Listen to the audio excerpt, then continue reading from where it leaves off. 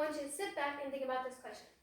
What would it be like if you were to live in a society where social status matters in communication and where not expressing your emotions is the norm? My purpose today is to inform you on what is expected of the Japanese people in the way of life. The three main points I will cover today include social class, business, and the suppression of emotions.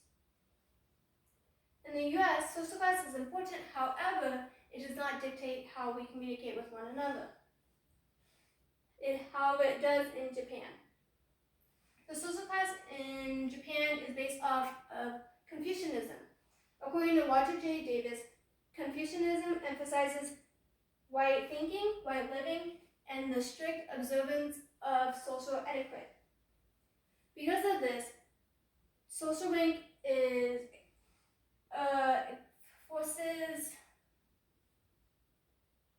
the Japanese to expect to act in a certain way based on the social rank. For example, a person who is superior must be wise, and a person who is inferior must be loyal and obedient. In conversation, two people address each other based off of the respective representation of a certain group that has a certain status. A way that they can distinguish this is by handing each other the business card, so that way they know how to address one another. Although status is important in social class, it is also important in business for clients and for employees. According to Boya de Mente and Jeff Botting, in private and as well as public life, it eventually became more common to use titles than personal names. This is especially true for a business setting.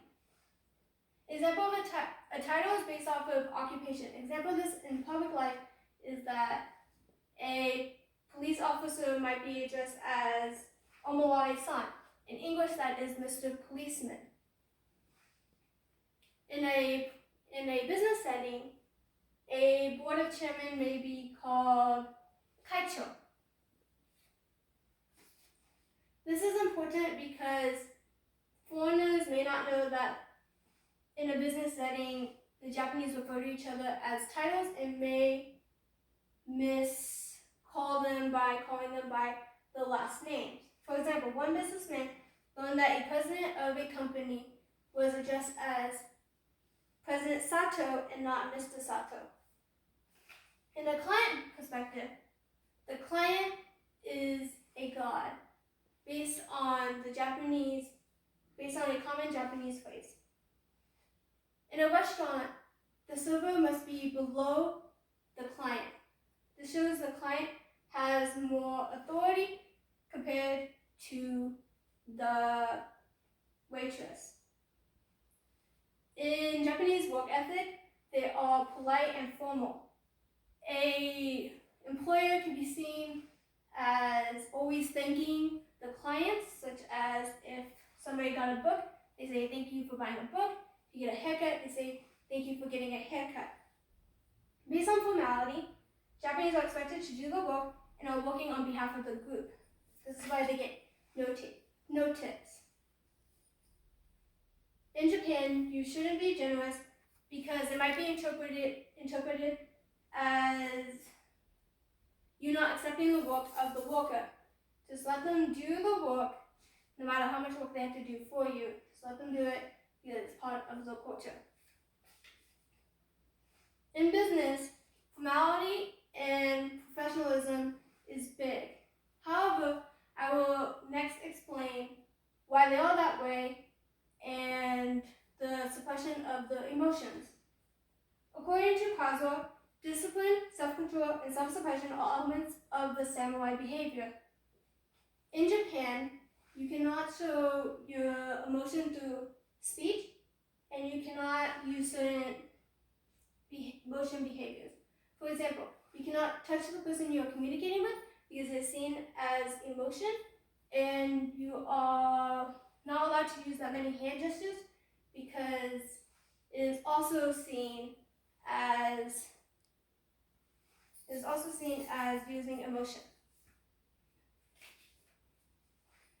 So when we go to Japan, we should not misinterpret the silence and behavior of the Japanese, and we should try to not show our emotion too much or make the Japanese uncomfortable by not conforming to the ideals. In Japan, the showing emotion is seen as insincere, and this causes them to be expected to put on a mask and suppress their emotions. To the Japanese, social class is important, business is professional, and suppressing your emotion is a must. To close this off, I have a quote. According to Paso in Japan, one may only hug and caress children only until they are 7 years old. This dates back to an ancient belief that until the age of 7 years, a child was in the world of gods and therefore not subject to adult rules. After turning 7 years old, a child joined the human world and the touching stopped.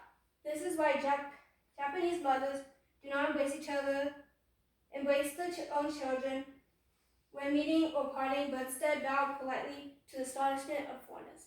Thank you.